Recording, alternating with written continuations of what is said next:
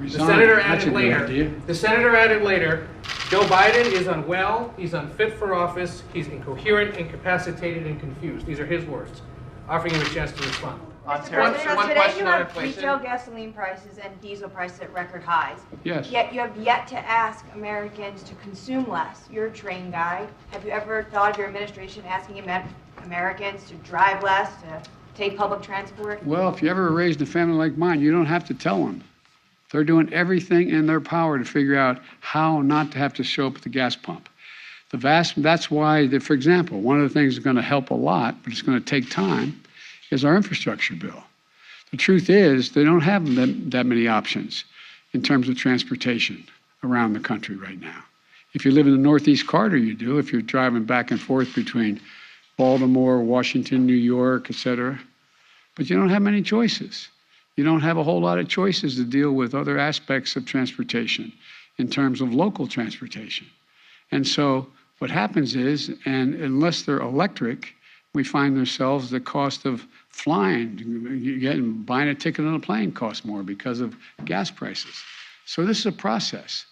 But it's a process that I've been consistent about, wanting to lower prices and shift to renewable energy so we're not as dependent. I have conversations almost every day. Well, that's an exaggeration. At least twice a week with one of my European counterparts, heads of state, on how can we help them, in fact, wean themselves off of Russian oil because they're so totally dependent. So we're working like the devil to help them transition, because as long as Russia's able to make money selling oil, they're going to continue to be able to do the bad things they're doing. So there's a lot. It's really complicated. I'm not suggesting American people can't understand it. They understand it, but they have, they're working 8-10 hours a day just to put food on the table. And so I think what's happened is we have, in a sense, I never expected, let me say this carefully. I never expected the ultra MAGA Republicans who seem to control the Republican Party now to have been able to control the Republican Party. I never anticipated that happening.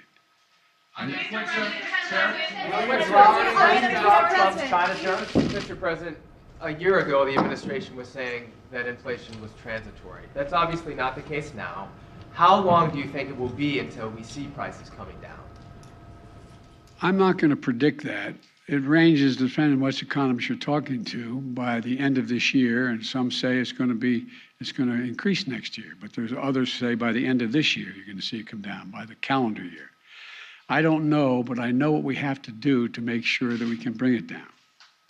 China tariffs? Will you drop Trump's China tariffs? Do you support any restrictions on abortion, or what limits do you believe there should be as the Senate is because I want the story to be about inflation.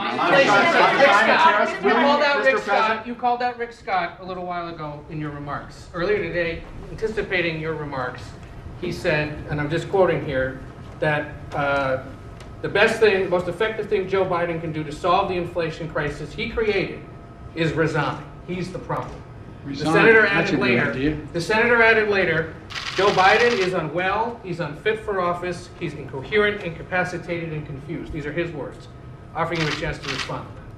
I think the man has a problem. Can I ask you about let's wrap this up. Will you drop former President Trump's China tariffs? We're discussing that right now. We're looking at what would have the most positive impact. To erase them. No, I didn't say that. I'm asking. I'm telling you, we're discussing it, and no decision has been made on it. Thank you. Thank you, guys. That's a how long wrap. should Americans be prepared to pay this much at the pump? Are you concerned about a recession, Mr. President? If you enjoyed this video, hit like and subscribe to our channel so you'll be sure to see similar videos from BlazeTV, with the added bonus of signaling YouTube that your voice and opinion still matters. And if you're looking for more great conservative content, check out one of the 2 videos suggested here.